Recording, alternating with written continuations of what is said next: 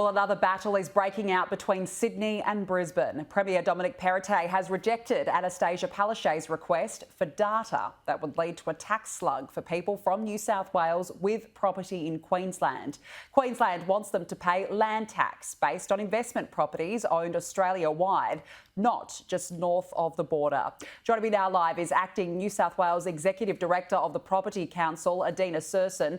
Adina, thank you for joining us. Where does the Property Council sit on this proposal? Well, look, what we've got here is a very unorthodox way of collecting taxes, where one government has a look in its own backyard and then looks across to its neighbours to also collect taxes there. We think this is going to create a great uncertainty for many landowners and building owners and those who are trying to invest in the property market. It's a very unusual way of collecting tax, and it's interesting to see that the New South Wales government is not going to give up the data the Queensland government will be relying on in order to collect this tax right across Australia.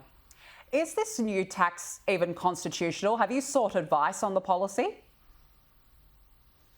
Property Council did seek advice on this matter. I think what's important to remember here is that this has never been done before, this tax, to look at the value of property in Queensland, where you've got tax-free thresholds, under $600,000, and then in New South Wales around $800,000, to have property looked at from an entire portfolio perspective and a tax applied in Queensland when people are already paying those taxes in their own jurisdictions.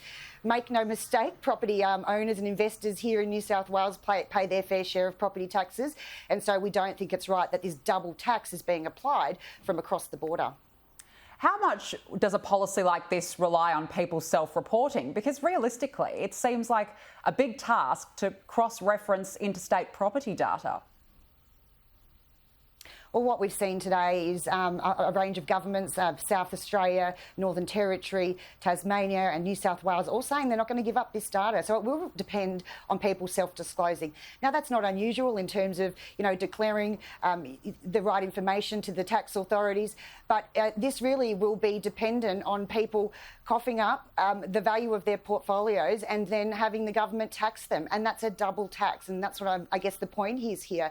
New South Wales residents are going to be unfairly advantaged by this. And this is coming at a time where we're in the middle of a housing crisis. What we need is more rental product on the market, not further impediments imposed by governments to make it harder for people to invest.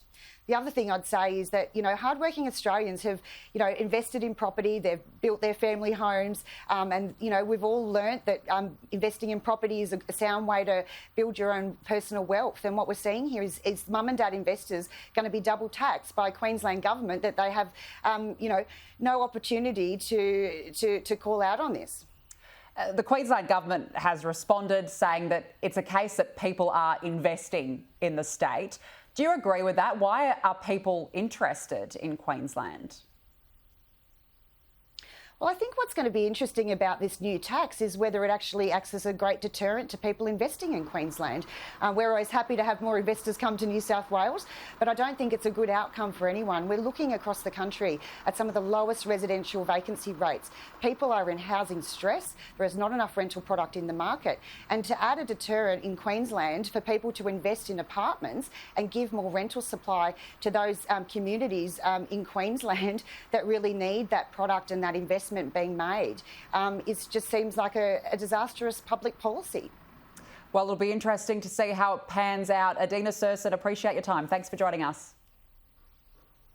Thank you.